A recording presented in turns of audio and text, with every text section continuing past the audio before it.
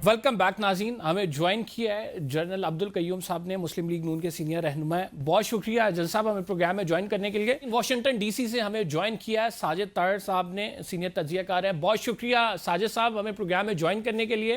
क्या इस टाइम पे खबरें हैं वाशिंगटन में, किस तरह से इस्लामाबाद टॉक्स को देखा जा रहा है और क्या उम्मीद है वहाँ पर टॉक्स कामयाब होने के हवाले से?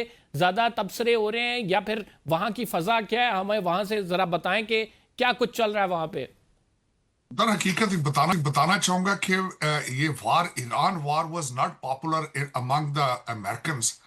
और अमेरिकन्स, एवरेज अमेरिकन जो है, उनके लिए इन्फ्लेशन एक बहुत बड़ा इशू है। और ज्यादातर अमेरिकन्स ने सुख का सांस लिया है कि इस जंग को किसी न किसी मंतकी अंजाम पर पहुंच रही है। और बिलखसूस मैं ये हर पाकिस्तानी को जहां जहां भी मौजूद है उसको मुबारकबाद देना चाहूंगा कि दुनिया के हर कैपिटल में, दुनिया के हर न्यूज चैनल के ऊपर आज इस्लामाबाद का जिक्र हो रहा है। 11 महीने में, 10 मई के बाद अभी 11 महीने हुए हैं। दूसरा मास्टर स्ट्रोक है हमारी सियासी और अस्करी क़यादत का। तो मैं ये समय रिमार्केबल, और पाकिस्तान अपनी यूनिक सिचुएशन का भरपूर फायदा उठा रहा है। पाकिस्तान एक ओनली कंट्री है दुनिया में जिस पे रियाज, तेहरान, बीजिंग और वाशिंगटन डीसी ने इत्मीनान का वोट दिया है। इस रिमार्केबल, इसका जितना भी शुक्र अदा किया जाए कम है कि पाकिस्तान वो कंट्री है जिसने दुनिया की तीसरी आलमी जंग को रोका है। आज वाशिंगटन डीसी, आज अमेरिका का हर अमेरिकन जो है वो इसमें पाकिस्तान का शुक्रगुजार नजर आता है। पाकिस्तान के कद काठ में इजाफा हुआ है, पाकिस्तान के ग्रीन पासपोर्ट को इज्जत मिली है।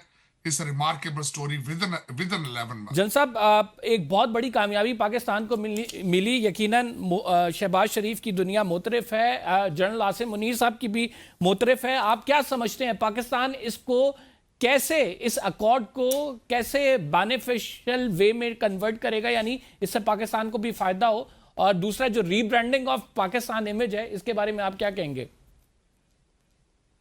देखिए, ये अल्लाह का बड़ा करम है कि पाकिस्तान के ऊपर ये जो दोनों राइवल ग्रुप्स थे इनका एतमाद था, और ये एक बहुत बड़ी कामयाबी है।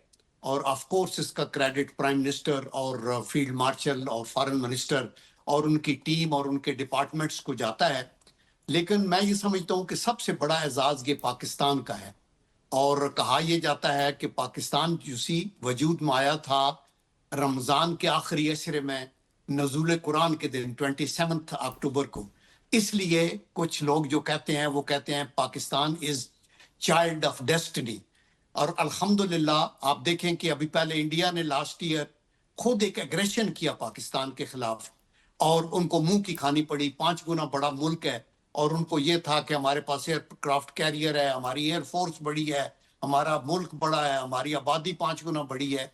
लेकिन उनको बिल्कुल अपनी औकात याद आ गई और पूरी दुनिया में पाकिस्तान का वकार बुलंद हुआ, चूंकि हम एग्रेसर नहीं थे, हमने डिफेंस किया। और इसी तरह अभी ये जो राइवल ग्रुप्स में हम ईरान के भी पड़ोसी हैं, वी कांट अफोर्ड, हमारे ऑलरेडी इंडिया के साथ एक कभी भी उन्होंने हमें तस्लीम नहीं किया। फिर वो अफगानिस्तान को भी यूज कर रहे हैं हमारे खिलाफ टेररिज्म में। तो हम ईरान को अपना दुश्मन तो नहीं बनाना चाहते, हम तो इवन अफगानिस्तान के साथ भी दोस्ती चाहते हैं, हम इवन इंडिया के साथ चाहते हैं। हम सिर्फ उनको ये कहते हैं कि यूनाइटेड नेशन के चार्टर और उनके रेजोल्यूशंस के मुताबिक आप कश्मीरियों को हक खुद इरादियत दें, और जो माइनॉरिटीज हैं अपने मुल्क में, खसूसन मुस्लिम मिनॉरिटी जिनकी तादाद पाकिस्तान की आबादी के बराबर है, उनके साथ जो है सेकंड रेट सिटीजन वाला सलूक ना करें। बिकॉज ये एक बैनुल अक़वामी जो कवानीन है और यूएन का चार्टर है उसके भी खिलाफ है। तो इसलिए मैं ये समझता हूँ कि ये जो अभी मुज़ाकरात हो रहे हैं, इंशाल्लाह इनका कोई रिजल्ट जरूर निकलेगा। बिकॉज जंग किसी चीज का हल नहीं है। At the end of world war 1 league of nation बनी, at the end of second world war एक और प्लेटफॉर्म यूनाइटेड नेशन का लिया गया। और अब अगर यूनाइटेड नेशन को भी आप नहीं मानेंगे और बैनुल अक़वामी कवानीन को जूते की नोक पे रखेंगे तो अल्टीमेटली फिर कॉन्फ्लिक्ट होगा। तो आई थिंक उसको अवॉइड करने के लिए ये जरूरी है कि डायलॉग किए जाएं اور ڈائلاگ UN کے چارٹر کی روشنی میں کیے جائیں جلال صاحب، اور ان کی گارنٹی جو ہے وہ یونائٹڈ اس میں گارنٹی جو ہے وہ یونائٹڈ نیشن بات کریں، کیا چائنا کی گارنٹی اس میں شامل ہوگی؟ کچھ انفارمیشن ہے آپ کے پاس؟ دیکھیں چائنا اس میں بڑا انفلوئنشل تھا، انہوں نے بڑی مدد کی، پاکستان کے فارن منسٹر گئے تھے چائنا میں، ان سے ان کی آشیرواد حاصل تھی، انہوں نے اپریشیٹ کیا پاکستان کے کردار کو، اور ان کو ایران تو مانتا تھا لیکن اسرائیل یا امریکہ کا وہ رائیول کی صورت میں تو وہ شاید ان کو نہیں لانا چاہتے یا ان کو یہ آنر نہیں دینا چاہتے تھے، تو اس لیے یہ جو ایفرٹ ہو رہی ہے وہ ہے، لیکن گارنٹر جو ہے نا وہ کسی ایک ملک کو نہیں ہونا چاہیے۔ میرے خیال میں گارنٹر ہمیں جو بین الاقوامی قوانین ہیں اور ان کے جو محافظ ہیں یونائٹڈ نیشن والے وہی گارنٹر ہوں، اور یونائٹڈ نیشن کا چارٹر کا جو آرٹیکل 7 ہے وہ یہ کہتا ہے کہ اگر کوئی کنٹری ورلڈ پیس کو ایون تھریٹن کرتا ہے تو آپ کیا کرتے ہیں؟ نمبر 1 آپ کہتے ہیں کہ اس کی ڈپلومیٹک آئسولیشن کریں، اگر وہ کام نہیں کرتی تو اس پہ سینکشن لگائیں اکنامکس، اور اگر وہ نہیں کرتی تو UNO کی فورس بنائیں اور اس کے اوپر چڑھائی کریں۔ آپ یہ دیکھیں کہ اسرائیل دن بناتا پھر رہا ہے، کچھ بھی نہیں ان کے خلاف کرنے دیا، اور وہ امریکہ کی وجہ سے کچھ نہیں کرنے دیا، جس کی وجہ سے پھر آج یہاں تک نوبت پہنچ گئی which was totally unbelievable۔ وہاں کے میڈیا میں طور پر ساجد صاحب کیا چل رہا ہے؟ کس طرح سے وہاں پہ جو واشنگٹن پوسٹ ہے، نیو یارک ٹائمز ہے، ہم مختلف سٹوریز ان کی دیکھ رہے ہیں، اسلام آباد ٹاکس کے حوالے سے بڑے آپٹمسٹک ہیں۔ وٹ ڈو یو تھنک کہ وہاں پہ جو سینٹیمنٹ ہے، اسرائیلی سینٹیمنٹس بھی ہے، وہاں پہ اسرائیلی لابی بھی ہے، اور اسرائیل جس طرح سے اس میں ایک سپوائلر کا کردار ادا کر رہا ہے، تو اس سارے معاملے کو آپ کیسے دیکھتے ہیں؟ دیکھیں اس میں الٹیمیٹلی 2-4 چیزیں بتانا چاہوں گا کہ جو لیفٹ سائیڈ کا میڈیا ہے وہ آج جس طرح ابھی CNN آپ کے پروگرام پہ آنے سے پہلے ابھی چند سیکنڈ پہلے میں نے CNN کو وزٹ کیا ہے، وہ ابھی تک کیونکہ انہوں نے اینٹائی وائٹ ہاؤس چیزیں لکھنی ہیں، ان کے مطابق یہ سامنے آ رہا ہے کہ لبنان کے اندر ابھی بھی جنگ جاری ہے، اسرائیل جو ہے اس سارے پروسیس کو در حقیقت ان کا مقصد یہی ہے کہ اسرائیل جو ہے وہ اس ڈائلاگ کو ایکسیپٹ نہیں کر رہا، اور لیکن میرے خیال میں کافی حد تک ان کے حملوں میں کمی آ چکی ہے، پریزیڈنٹ ٹرمپ کی طرف سے ان کو شٹ اپ کال دے دی گئی ہے، اور جس کا اظہار جو ہے ہمارے پرائم منسٹر صاحب نے اپنی ٹویٹ میں بھی کر دیا ہے۔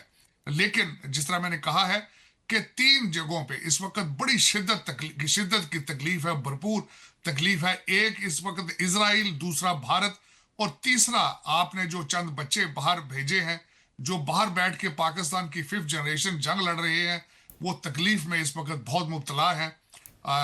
میں تو سمجھتا ہوں کہ ان کے لیے دعائے خیر ہی ہو سکتی ہے۔